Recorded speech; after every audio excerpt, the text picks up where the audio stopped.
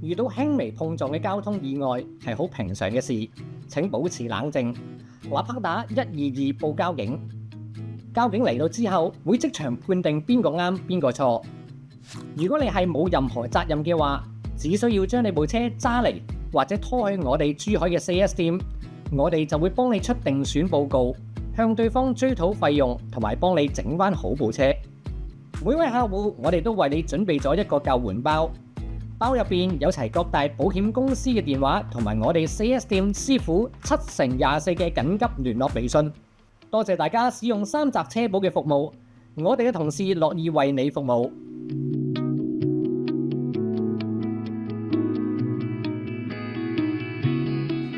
喂，又翻到嚟拍邊好電台啦，係啦，係啊，又要介紹多次係嘛 ，Henry 係嘛？係啊，hello，韓國仔 Henry，係唔係 Camry？Henry 係知道，係啦，跟住就日本人係嘛？係日本人，跟村春代散。唔係，今集咧就因為講呢個日韓自駕遊啊。咁我相信其實好多香港人咧，即係除咗好中意港車北上去廣東省自駕遊之外咧，咁應該日韓兩個地方就係比較最受歡迎㗎啦。係啊，個原因十分之簡單，係因為本身大家咧去都比較近，比較方便，咁同埋咧就租車都容易，係啦，同埋日本同韓國咧同中國一樣，都係有自己本土生產嘅車嘅。係啦，都係一個汽車國家，咁嗰邊揸車咧真係相宜嘅，所有嘢都咁啊，同埋阿 Y 爺啊勁啦，去日本沖繩啊都要租翻我國嘅 BYD，梗係啦，咁同大家分享下，係啊，我講先係啊，你講先啦，俾你講先啦。咁即係今次去沖繩，我會揸比亞迪咧，咁一嚟就自己喺香港揸開比亞迪啦，二嚟咧就係其實我個人夠 cheap。係啊，因為依家沖繩咧就想推廣呢個電動車嘅文化，係啱嘅，因為佢島細嘅，咁所以佢覺得喂用電車咪夠咯，唔使用油。咁同埋大家又係咁樣諗啦，即係喺香港都係，即係香港嘅離島都係。點解南丫島要買架電動嘅消防車啊？環保咯。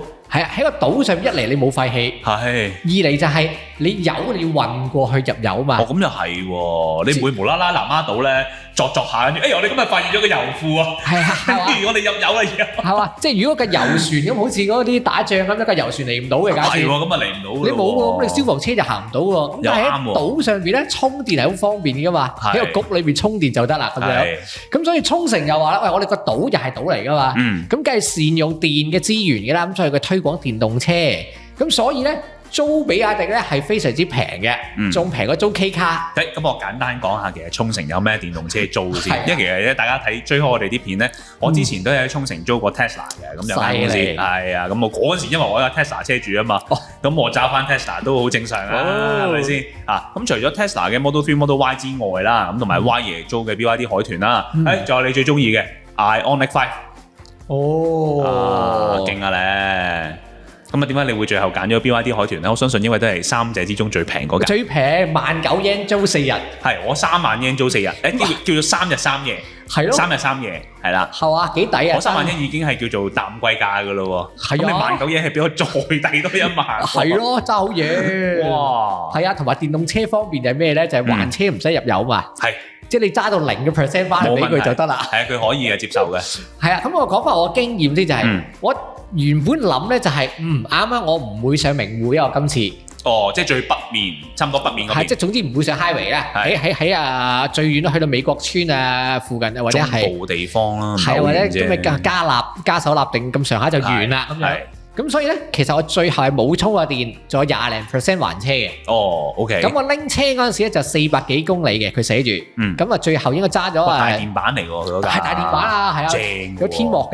電動凳嚟㗎喎。電凳嚟㗎，係啊。係咯。所以有風扇凳㗎嘛。係啊，跟住同埋咧，我租之前我已經諗定㗎啦。係。右軚車。係嘛？即係一定係國產㗎啦。即係個車機同香港版應該一樣啦。即係啊，同係啊，好明顯係嘛？咩啊？咩個人啲 BYD 咁快已經有咩日本做海豚係啊，好明顯，即係車機一定係嗰套車機嚟啊！所以我去到第一件事改翻繁體中文。哦，得嘅，冇問題嘅。得嘅，跟住聲控可以講廣東話。哦，哇，勁喎！係啊，跟住再用埋 Android Auto， 哇，勁喎！哇，真係，即係成個 trip 係完美到你好似屋企用咁樣。哇！咁同我揸 Tesla 有咩分別啊？係嘛？我一樣可以教翻中文。係啦，咁同埋咧就係即係我原本諗住市區用就好適合咁樣啦，但我最後諗錯一樣嘢。咩啊？其實我下次如果真係要上名戶啊，上去啲整古利亞嗰啲咧，整古利亞、古越里島啊嗰啲，去過晒 highway 嗰啲咧，其實應該租電車就唔好揸油車。此話何解咧？因為佢包埋張充電卡俾你充電免費。嗱，呢個咧喺我揸 Model 3遊沖繩嗰集嘅都教過大家嘅。佢就會派一張卡俾你嘅，係咯。咁嗰張卡入邊咧，你喺島上邊有應該20零個 point 咧，係嚇都可以叉電嘅。除咗 highway 之外，最大間Eon 係啊，都有得免費充。係啊，呢個好緊要啊，大佬！即係我實測過喺佢哋 highway 嗰度叉咧，唔係好慢，係好撚慢。係20個 kilowatt 大佬，但係你 highway 有時你都係到知度望下嘢睇下嘢啦，冇嘢睇嘅佢哋嗰啲，你收檔啦，所以你冇買雞皮啫，你下次記得買。冇，下次見到幫你買，但係意思真係冇乜特別嘢睇嘅，對比起本島嗰啲休息站係好弱雞嘅。咁但係你話去到 Eon 嘅時候，你唔中意沖繩文化咧？我哋好多嘢睇。我唔中意琉球文化，唔係我對琉球文化冇乜太大了解。Anyway， 咁但係我意思就係話，你去到 Eon 嗰啲實有嘢行啦，係咪先？半個鐘乜都叉滿啦，係啊，係正嘅，係 good 嘅。係啊，咁所以你每日要來回名戶嘅跑100公里嘅，免費充電喎，19 yen 啫，抵啊！油都唔使入係嘛？係啊，但係啲人就會衝出嚟嘅就話。哇！你去到日本就要揸電動車，傻的嘛咁樣樣。喂，你行Eon嗰時充又唔使特登去嘅。不過當然，講呢啲嘢咧係你對有充電有經驗先，即係你香港揸開電動車，你了解個文化點樣充。冇錯。你叫我揸油車去，佢都唔知點掃碼咁樣搞掂㗎啦。連叉電個頭你都未分得清楚啊！陣間咩叫直流交流？你得你乜嘢九流啊，大佬？唔識分啊！係啊，冇錯。咁所以我下次好快，我應該5月到我再去沖繩嘅啦。我今次咧就去動物園。咁所以我再係租俾人哋動物園係啦，睇小龍貓。咁啊，今次咧喺名戶嘅，咁啊順德去埋古越里島啊咁樣。我用過來人身份答你，實冇問題，係嘛？一定冇問題。係啊，去充個電嗰度咯。唔係，同埋我見其實之前咧，咁我嗰日即係嗰次我都有去沖繩租個電動車啦，即係 Tesla 啊嘛。咁其實我見到好多新起嘅酒店咧，下邊都已經有一排嘅中充位。係啊，even 我自己。租嗰間我都有同大家介紹過啦，俾錢㗎？唔使，中充免費㗎？免費，我嗰間免費。係啊，喂，仲方便喎！我唔知你嗰間有冇？我嗰間冇充電。我冇充電，直情冇充電。但係我都講過嘅，我真係冇特登為咗要充電嘅酒店而去揾佢嘅。喂，啱我啲 cheap 精喎，即係快充又免費，酒店過夜又免費。唔係咁，當然之後會唔會收錢我唔知啊。即係佢而家有啲。即係我嗰個咧就好似三腳插咁嘅，係啦，咁佢要收你錢都難收啊！佢唔係斷度計，唔係剩啊嘛。咁佢做到有叉電機嗰啲啦，咁係咪真係會收費咧？定點咧？我唔知。正係啦。咁韓國租車又如何咧？韓國仔咁突然間轉得咁快啊？係因為想講少少嘅。咁啊，其實即係同樣係島咧。咁我喺沖繩嗰集都有分享過，即係韓國嘅濟州一個島嚟嘅，佢哋都好推呢個電動車嘅。但係爭在嗰樣嘢就係咧，大家都知啦。去開日本揸車咧，有樣嘢其實幾爽咧。首先就固然係大家都有牌啦，其次就係咩咧？嗰個路牌啊，都有若干嘅漢字啊，係啊。其實好多時我哋睇導航又好，或者甚至睇佢嘅路牌都好咧，我哋都好容易知道自己個方向係點啊。甚至乎大家揸開車嘅老司機睇下啲 sign，見到佢咩一時停止啊，定唔知點啊，你都知道大概咩意思㗎啦。係啊，但係去到韓國啦，sorry 真係唔好意思，我見到嗰啲圓形正方形，我真係唔係好明咩意思嚟嘅。係啊，點算咧？點處置咧？點算好？同埋仲要叫我揸電動車收得工啦，大佬，我連入油都搞唔掂啊！係去到充電站個牌嘅數碼都唔知揾唔到啲債嘢。係啊，咁，但係講韓國自駕遊之前咧，其實我自己因為我喺日本租過一次車，其實我都係揸 Subaru 啫。佢準備立 flag 先啊，係啊，即係講呢個之前咧，我想講下日本冇。日本租 Subaru 點都好正常啦，有嘅係咯。咁啊，我想知一樣嘢就係日本叉電，其實你話如果有會唔會有啲地方係唔會有得免費叉電卡俾你咁樣咧？如果你話本島，譬如喺翻大阪、東京嗰啲租車嘅話，冇嘅話，你去叉電嗰啲有啲應該點算？所以我唔會喺東京租電車咯。我都唔會喺本島租電車，我講咗嘅。Sorry 啦，真係。但係咁其實我有睇過一啲日本 YouTuber 嘅片，咁佢都有啲當地嘅電車愛好者啦。佢哋真係會揸自己架電動車，無論係揸 Tesla 又好啦，其他牌子都好咧，佢哋都會去玩 road trip。咁當中最 common 嘅一定係嗰啲高速公路嘅嗰啲 DC 啦，係啊。我所知啊，我所睇佢哋片了解咧，應該係要做一個會員收費啦。係啊。咁然之後再按嗰個服務分鐘去計嘅。係嚇，咁亦都有啲咧，就係按度數，咁佢哋可能係俾 Apple Pay 啊，或者點都解決到嗰個問題嘅。咁 Tesla 咧，甚至乎得意喎 ，Tesla 曾經我睇過一個韓國嘅 YouTuber 揸佢自己架 Model 3過去，因為大家都知其實韓國釜山有船過去福岡好方便嘅，佢哋好多韓國人、日本人咧，佢哋會自己各自揸架車去對岸嗰度自駕遊嘅。咁佢就揸咗架韓國嘅 Model 3，韓車南下。冇錯，韓車南下就揸去呢個日本，就行晒咁多個日本咁多個Supercharge Station。咁韓國同日本有樣嘢好咧，佢哋嘅 Tesla Model 3咧都係用 Tesla 原本嘅嗰個插頭啊，即係而家叫做咩 NASC 定乜個嘢？係啦，北美標準嗰個。北美標準一模一樣嘅。咁但係有個問題就係咧，嗰個收費咧，佢開始第一次插日本嗰啲車機嘅時候咧，佢係認唔到嗰張韓國信用卡，佢要轉一轉某張信用卡先至收到費，先至可以插到電咁樣。咁所以其實某程度喺個付款方式上邊咧，我相信都係有少少棘手嘅，對於外國人嚟講。喂，係啊，唔使講到咁遠咧，我哋去澳門充電已經棘手啦。唔好講充電啦，泊車都棘手啦。係啊，咁所以咧喺遊客嘅角度咧，冇嗰張免費充電卡咧，真係好難搞嘅。入油啊唔同啊，一卡在手，世界通行啊，大佬。冇就可以今集冇上卡贊助啊，講明先。但係去到 B 唔使講咁多，拎個 B 字頭、M 字頭一出嚟，即刻就大佬，老闆嚟入油。係咁點咧？為日本咁啊。去到韓國入油你唔識㗎啦，韓國入油陣間先，你而家想潤我定係咩先？你可以講潤下你先。韓文入油點講啊？嚇？韓文入油點樣入滿咁點樣？富咯。你講英文得㗎啦。regular full。講咩？幾勁啊！韓國入油你唔識嘅咧，你哋係啊？嗰個咁即係咩啊？嗱，我同你講，阿叔我咧，我係唔識韓文㗎啦。係，但係咧，我係有信用卡嘅，我有好幾張。唔係，我嘅意思係佢好勁咁樣話，韓國入油你哋唔識嘅啦，我教你咁樣。咁係咩啊？講英文咩？我都唔跳到。原來哦，喂 ，FULL 係嘛？係啊。喂，你啊真係講曬喎。喂，唔係嗱，韓國真係老實咁講，有人 serve 嗰啲咧，我都仲 OK，就係走埋同佢講 full，regular full 我都識嘅呢個嚇英文嚟㗎嘛，係咪？去到啲冇人嗰啲真係搞唔掂，大佬嗰啲咪機篤嚟篤去又係嗰啲正方形、圓形、三角形。係咯，篤嚟點做咧？咁啊大家如果有印象啦，大概1年前其實拍過一集韓國自駕遊嘅，咁啊嗰度都教咗大家自助入油應該點樣做啦。咁啊比起1年前咧，而家應該真係多咗遊客去自駕遊啦。我見好多佢哋啲油站都開始 upgrade 嗰啲 mon，開始有英文啦。咁啊同埋韓國都有一個都係信用卡問題。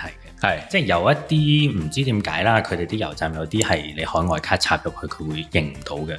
哦，係啊，咁啊，好封閉啊，我覺得。係啦，唔好咁講，澳門都係咁嘅啫。又塞 Q 住人哋停車場，冇攞飛仔澳門。係啊，澳門都係唔收香港信用卡嘅，繼續啊。係啦，咁啊冇辦法啦，即係你話個國家係封閉咁啊，始終叫做咩？佢都係仲係戰時狀態嗰啲啊。喂，佢都係啱啱嚟緊準備，係咪5月定幾多月先開放 Google Map 咋？係啊 ，Google 都真係呢10幾年好似都申請咗幾次㗎，終於俾佢啦。雖然作為一個係嘛珠海商會嘅伙伴，即係我都冇得話人哋封閉郵城嘅，即係國內暫時都係封咗 Google Map 啦。咁我哋純粹都慣咗用高德地圖啦咁樣樣。咁但係高德地圖好用啊嘛，我哋用慣啊嘛。係啊，咁繼續啦。係啦，咁啊講到地圖咁啊，韓國自己都有個叫做 Naver Map 嘅。係啦，咁啊我見有基本上如果多去韓國，基本上都係用 Naver Map 噶啦。咁啊，因為除咗佢自己地圖有導航啦，最緊要咁啊同埋。都好多韓國車而家車機其實佢內置都係 Naver 嗰個 system 嚟嘅。喂，要我用唔緊要啊，佢係咁要我登入呢下，我真係好猛啊！登入，咦？跟住登入又話要咩韓國電話有呢有路咁。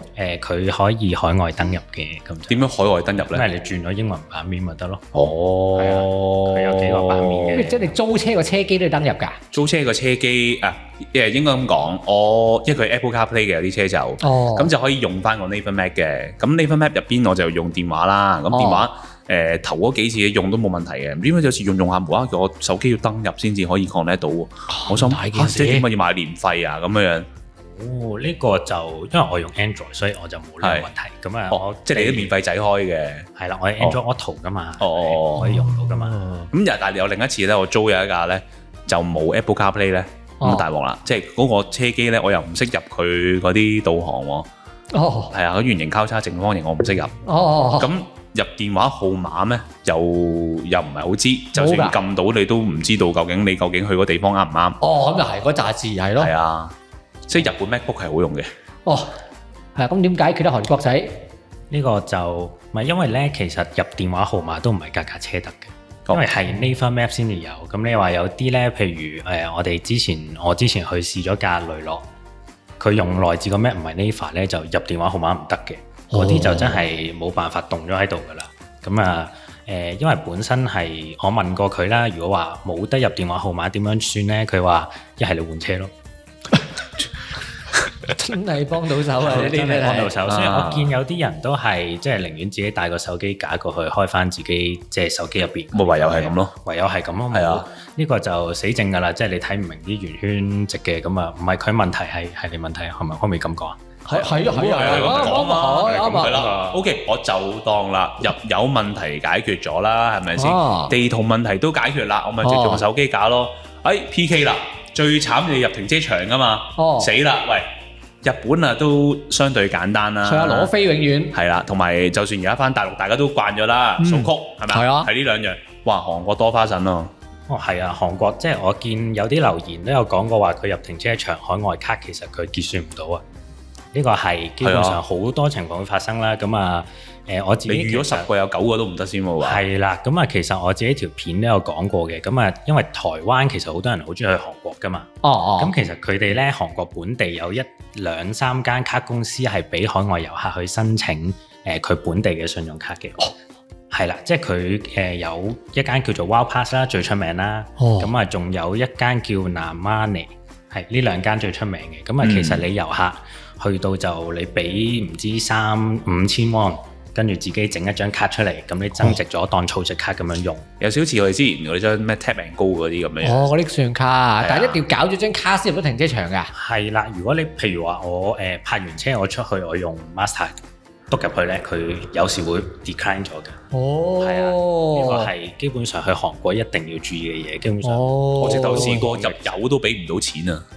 我想俾錢都俾唔到啊！都係要靠嗰張儲值嘅信用卡。係啦，必定要開啊！喂，咁喺邊度可以入到錢先？最緊要係其實嗰啲咧以 Wow Pass 最出名嚟計，其實就基本上你當有啲似差唔多每個地鐵站啊、街頭啊，佢好多站點㗎啦，已經都。基本上你首爾、釜山嗰啲主要嘅地方都唔使驚增唔到值嘅。嗱，呢個就係重點啦！我嗰次咧就因為我係濟州自駕遊。咁濟州入錢嚟講咧，係當年早幾年去得唔知2個 point 定3個 point 可以入錢嘅啫。咁大件事，哇，不得了嘅啫！跟住然之後濟州嘅街頭咧，嗰啲大部分啲停車場咧，都係需要用佢嘅。哇，咁不得了啊！聽到知道西非利啦。係啊，咁唔係都好彩嘅，濟州應該咁講。之後我去完啦，都有若干嘅停車場咧，就係收現金嘅，即係你走嗰陣咧入你車牌咁樣入翻現金都 OK。所以更加唔好話，我唔知租電車我點算，叉電都唔知點搞。冇經驗，好少去。係啦，咁啊不過韓國就韓國租電車嘅話，就真係比起入油再麻煩啲嘅。係啦，因為如果以韓國都好多間租車公司啦，咁啊如果以最大間嗰間為計啦，咁啊樂天係嘛應該係樂天，咁啊以前咧會俾一張叉電卡嚟，咁啊而家取消咗。即係冇免費仔做啦，冇免費仔做啦。咁啊當然佢都係包你一缸電免費嘅，即係有時佢可能租2日咁樣咧，咁唔使叉翻爆俾佢嘅。OK，咁啊即係佢俾車嘅時候，你盡量會100% 咁樣俾你。佢會100% 俾你嘅，佢係同你講你揸到1% 翻嚟都 OK 嘅，第一缸免費。OK。咁啊當然啦，我今次去我係第一次租咗電車，其實咁我都特登去試咗叉電啦，咁啊比我想象中係複雜嘅。因為基本上嗰度好多嘅叉電機咧，佢得純韓文嘅啫。係啊，咁啊，基本上就算我自己睇韓文，我都要時間啦。咁啊，同埋佢好多步驟嘅，即係你撳完入去又要揀係咪會員啦，跟住佢有啲俾你用 app 去睇叉電嗰啲啊，有啲又要你入電話號碼。咁樣咁你基本上好多人咧，其實佢唔熟韓文，咪企喺度咯，凍喺度。係啊，明啊。係啦，咁呢個會係比較麻煩嘅位啦。咁啊。但係韓國就我睇過叉電嘅度數，即係我每度電價先。係啦。咁我嗰次去試嘅咧就200瓦啦，咁啊叉係1個8毫8一度電，200個 kilowatt 嘅機。係啦，咁啊同香港比就我唔知香港叉電嘅價錢咧，因為咁啊唔知貴唔貴。即係佢1個8毫8一度電。係啦，香港應該貴1倍喎，至少。冇乜意見嚇，地方唔同，你拆開免費 super 叉，好難講嘅。咁啊，澳門3個幾啊都，好似係咪平咗少少啊嘛？減咗呢兩係3蚊2個8啊。係啦，所以我覺得就都叫做合理嘅。即係如果你話揸電車嘅話，因為韓國嘅油價我印象中又唔係話特別平得好緊要嘅，未至於當水飲咁樣嘅，即係同日本差唔太遠，即係應該都係嗰啲，如果唔係而家打仗嚟計啊。應該都係10蚊 lit 咁上下係嘛？係啦，差唔多9個幾咁，平啲嘅。係啊。咁啊，都抵揸咁樣咁啊。所以我都係會咩咯？揸翻油車，然之後走去江南區嘅油站拎張卡出嚟，嗱，不過又咁講啦，咁啊電車即係韓國嘅電車新嗰啲咧，有一個好處就係基本上佢好多唔知點解啊，佢會開始俾多咗 option 嚟，譬如Casper 嘅 electric 啦，我今次租就係咁，即係我哋之前試過㗎 Insta 咯係啦，咁啊其實最平嗰個 batch 嚟嘅租車，咁啊但係租完之後咧，發現有呢個咩冷暖燈啦，Level 2自動駕駛啦，跟住仲有嗰堆 safety 嗰啲。主動被動安全駕駛嗰啲啦，全部齊晒，係啊，咁啊，我自己覺得租落嚟好抵，因為同一個 batch 另一部車咧就有一個叫 Avante 嘅，咁油車嚟嘅，咁啊基本上係變咗係齋扮咩都冇，手動燈係咪？冇加熱，膠軚盤。係啦，車機個 mon 唔知點解個框粗過你大髀咁樣嗰啲咧？喂，咁你租車嘅油車又冇得講嘅，覺得點解啊？咁即係我沖繩我租比亞迪都係有電燈有成㗎，有 app，咁啊係，即係有 mon 有成。係啊，我直頭喺沖繩租 Tesla 係可以用翻個 apps 搖佢開冷氣添。係啊，咁你同價租個 K cam 計乜都冇㗎啦，即係同樣啫嘛。係啊，係咯。呢個我都有講，咁所以對比開就，如果你話外國自駕遊租電動車，好處係呢個咯，其中都係嘅，即係本身電動車佢就係啲料齊啲，相對地係咁，同埋真係咁講嘅，行起上嚟係靜啲嘅。但係同埋咁講，但係車就講咗啦，咁但係咧兩者分別啦，即係日韓兩面嗰個駕駛態度啊，道路頭先講咗啦，文字上我真係睇唔明啊，駕駛態度上邊。咁啊，Y 爺有冇去過韓國自駕遊？去都冇去過。係咯，我見哇不屑，去都唔去。咁啊，韓國我覺得其中一樣大家好驚就睇路牌，係咪啊？直頭啦，睇都睇唔明，大佬應該咁講嘅。我印象中其實佢近一啲首爾圈嗰啲地方啦，都尚有英文嘅。上有英文咧，即係作為我受過呢個9年免費教育嘅人啦嚇，都仲識少少嘅。喂，但係越行越遠啦，我一路向北啦，一路向東啦，去嗰啲越偏越鄉下嗰啲地方，死啦大鑊啦！個路牌冇咗個英文嘅。哦，淨係得韓文嘅咋？喂，大陸啲路牌都係英文啦。珠海體育館係啊，都有尖灣資產咁樣睇啊，深圳天鞋個資喂，嗰個拼音都真係緊要嘅，起碼外國人識得講識得問先啊，係啊，但係你佢就連個拼音都冇 Q 咗，大佬。韓國仔咁自大嘅原來。咁啊，韓國其實喂，諗好兜點兜未？諗好啦，其實韓國其實有一樣嘢顏色線啊，有冇印象啊？有。係啊，其實韓國呢樣嘢都唔算唔係好耐嘅咋。有韓國起源啊呢個？喂，係韓國起源㗎呢個。係韓國起源㗎。唔係好耐㗎咋？呢個好似係出咗，好似係唔知我21定22年先至開始有嘅。哦，係咩嚟㗎？女性車位係韓國起源我就知。嚇，女性車位啊，係啊，係韓國，好似印象中係韓國起源啊。但係呢個跟顏色線係咩咧？你同大家分享下先。係啦，跟顏色線就其實我都係之前睇過有人分享咧，就睇過韓國人分享啊，就本身其實唔係政府出嘅，係有一個有一啲地方嗰啲工程師嗰啲，係啊，民間自己夜晚漏夜走去游咗一條顏色線出嚟啊！大陸好興㗎啦，喂，尊重啊！你先做啊，自己畫車位啫嗰啲啊！咁啊，佢點畫啊？咁啊，其實好似係一個工程師嗰啲，咁啊提出過呢個構想，咁啊但係俾人 ban 咗。哦，咁佢係偷偷地同唔知啲咩人咧，偷偷地夜晚畫完咁樣嗰啲，跟住反響幾好喎。咁啊，結果喺地方推返上去。哦，首爾嗰度咁啲人講咗個咁畫咩嘢先得？我仲未知道畫乜嘢咩啊？咁啊就係佢喺一啲高速公路嘅出口會分咗幾種顏色嘅線，咁啊街你去邊個？咁啊地圖嗰度會 show 埋嘅。咁啊，韓國地圖另一樣好嘅嘢就係好似我講多少少俾阿 Y 爺知，一頭霧水嘅而家，即係例如我要去上水粉嶺，咁嚟緊都係嗰個出口嘅，但可能上水你係轉左，粉嶺係轉右噶嘛，即係去到啲交流口啊，咁你會個人好 confused 噶嘛，咁你只要知道原來我去上水係跟實條粉紅色線啊，去粉嶺係跟實條藍色線，就 OK 啦。即係特別係呢兩個都係轉左嘅，第一前一後嗰啲。係啦，咁我跟住條線我知啊，即係去醫院排隊排藥房嗰啲。冇錯。冇錯，類似就係呢啲啦。係啊，係啦。韓國發明呢啲嘢，韓國起源，韓國起源，係啦。可能唐朝已經有啦。唔講你知咋？你去怡紅院嗰時跟住紅色線去上房嘅，可能嗰陣時。啱，你當年有啦。韓國起源，唔緊要，繼續失禮。咁啊，我自己幾中意呢個設計嘅。咁啊，因為其實我。即係就算你話外國人去到你識韓文，佢睇路牌，你冇理由啤住路牌喺度讀，跟住再翻譯噶嘛。嗰個色盲點啊？係喎，喂，色盲點咧？色盲咧，歧視色盲可以揸車噶嘛？哇，係喎，色盲點咧？即係唔係公眾友好啦？呢啲咪韓國起源咯，真係。係啊，咪女性車位咁咪咯，全部都係歧視嘅，有辱華啊！所以我唔去呢啲地方嘅。係點兜嘅又都唔知點算。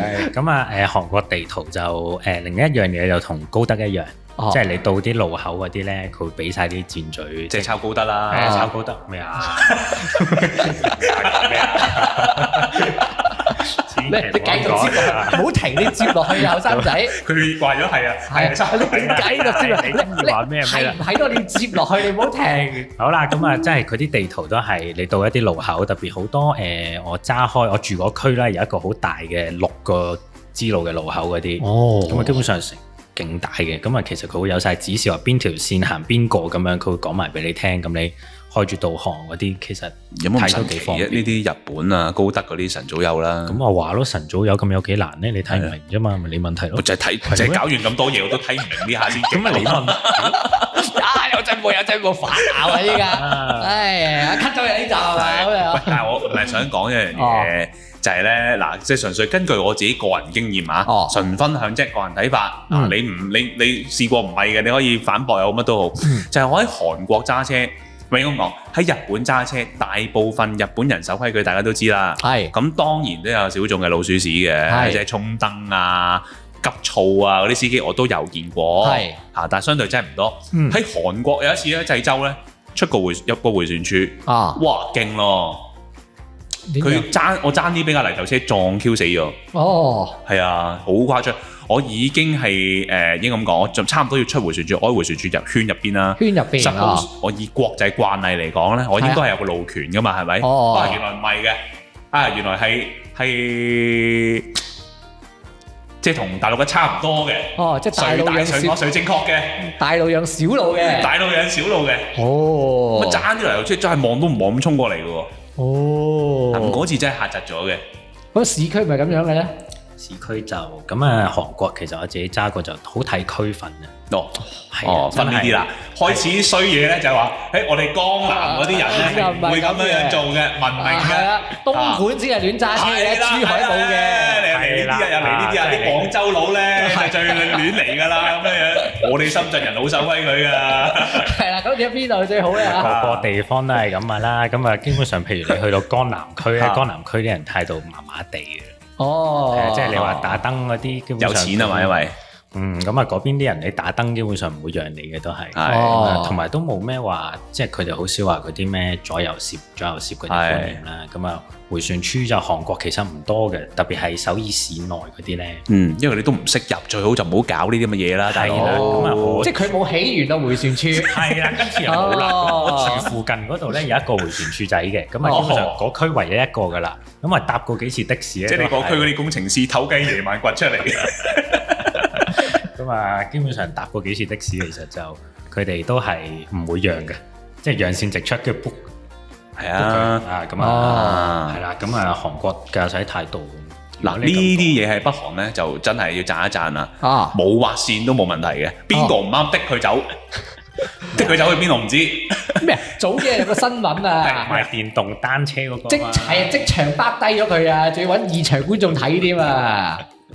電動單車有咩得罪啊？新聞賣電動單車，話你睇穿，係啦，跟住佢哋有錢啊，跟住就態度唔好，跟住當局知道咗啦，俾人，所以你小心啲，你北韓咩巴低咗㗎啦！哇！呢啲路權咧，我真係忍佢哋好耐㗎啦，大佬，你知唔知喺大山又見到佢哋跟住入去鹿頸又見到佢哋，我真係好想巴低佢哋好耐啊！嗱，呢個我唔評論啦，我自己有踩單車，我唔想俾人巴低住。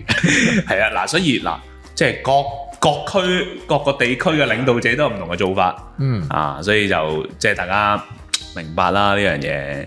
咁所以我就覺得無論去日本自駕遊又好，韓國自駕遊都好啦，即係我覺得首先都係自己安全緊要嘅。去到一個陌生嘅地區咧，就唔好揸咁快，即係唔好成日咧過到閃拿上身咁樣。我見到好多啲香港人咧走去日本自駕遊啊嘛。影高速影自己行200啊，趕行程啊嘛話，跟住最嗰人就出 post 話你哋冇試過㗎咁樣嗰個趕咩行程？跟住第二日佢就撞咗車啦。我有試過都唔會影出嚟啦。係咁講，你試係明嘅，你係叻仔嘅，係啊，但你擺埋出嚟第二日就撞，代表咩啫？就真係孤碌咗㗎啦，咁樣樣咁。同埋咁講，你又唔係真係完全熟悉當地嘅法例好老實咁講，就算同我仔你好熟韓文都好啊，我肯定你都唔係100%完完全全熟晒當地法例啦。撞咗車揾邊個啫？你唔似我哋港車北上喎，撞咗車可以揾我哋喎，你炒車我哋善後呢個服務喎，係啊，咁但係喺韓國、日本幫你唔到啊 ，sorry， 真係盡量啦，小心安全為上，咁去旅行咧，大家都諗住開開心心嘅啫。咁想港車北上自駕遊嘅有興趣查詢任何服務，關於代辦啦、港車北上保險轉介服務咧，都可以 WhatsApp 我哋52737573噶。咁今日大概上咁多啦，係嘛？係啊，大家都對日韓自駕遊都 OK 啊？了解，大家都了解啊。OK，大家咯。下集再講。好。換埋部 Mice 電腦仔，都睇翻我見下人樣，報價俾我啊 ！Sorry 啊，我哋唔解掃把佬嘅。嚇？唔解掃把佬？掃把佬我哋解喎，我哋仲係掃把佬珠海嘅 4S 店添，唔止掃把佬添，我哋乜車都解。上嚟港車匯城柏邊好大灣區汽車服務中心，我哋有洗車、貼膜、整車、保領，我哋乜嘢都整。WhatsApp 52737573啦。